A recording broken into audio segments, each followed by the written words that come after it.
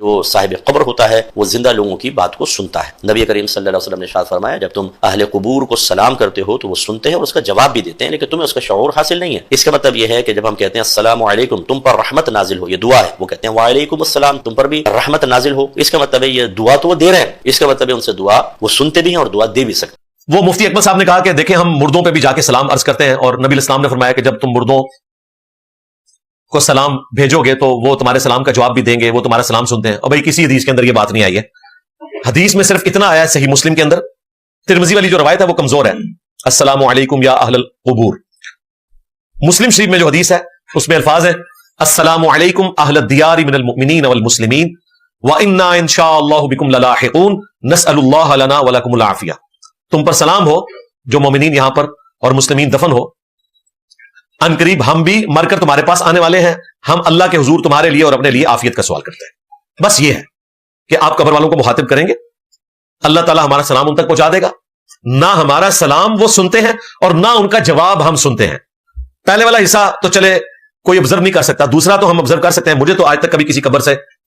جواباً کوئی بات باہر سنائی نہیں دی، اگر آپ کو سنائی دی ہے تو بتا سکتے ہیں۔ یہ کہیں گے نہیں یہ برزخی معاملہ ہے، بھائی اس کا باہر نکلنا اگر برزخی ہے تو ہمارا بھی وہاں جانا برزخی ہے۔ لو سامو وہ کہتے ہیں نہیں باپا جانی کے لیے سلام نبی اسلام نے بھجوایا تھا تو وہ مرید بھول گیا، اور گھر آیا تو وہ مدینہ شریف کی اذان چل رہی تھی تو ٹی وی کے اندر سے آواز آئی کہ الیاس قادری کو ابھی تک تم نے سلام نہیں میرا پہنچایا۔ اندازہ کریں، ہاں یہ دعوت اسلامی کی بارے لکھا ہوا ہے، ہاں یہ نہ سمجھے کہ یہ میں کہانیاں سنا رہا ہوں،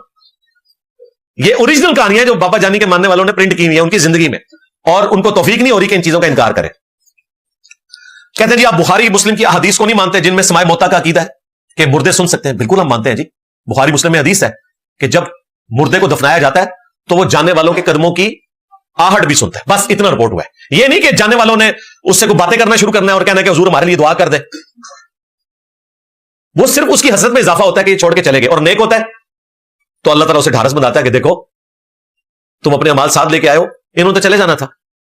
تو اس کو اللہ تعالیٰ کی طرف سے قبر کے سوالات میں استقامت ملتی ہے۔ کہتے ہیں نہیں وہ بخاری مسلم میں آتا ہے کہ حضرت عمر فاروق رضی اللہ تعالیٰ کہتے ہیں کہ نبی الاسلام نے جب غزوہ بدر کے موقع پر 24 سرداروں کو ایک کنویں میں پھینکوا دیا ان کی لاشوں کو، اور پھر آپ نے تیسرے دن ان کی لاشوں سے خطاب کیا کہ جو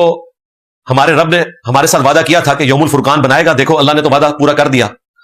تمہارے رب نے جو تمہارے ساتھ وعدہ کیا تھا نا کہ نبی کا انکار کرنے کے اوپر جہنم ملے گی، تو کیا تم اپنے اس وعدے کو پا چکے ہو؟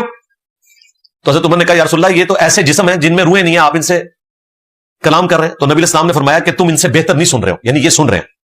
وہ کہتے ہیں یہ اس بات کا ثبوت ہے کہ مردے سنتے ہیں۔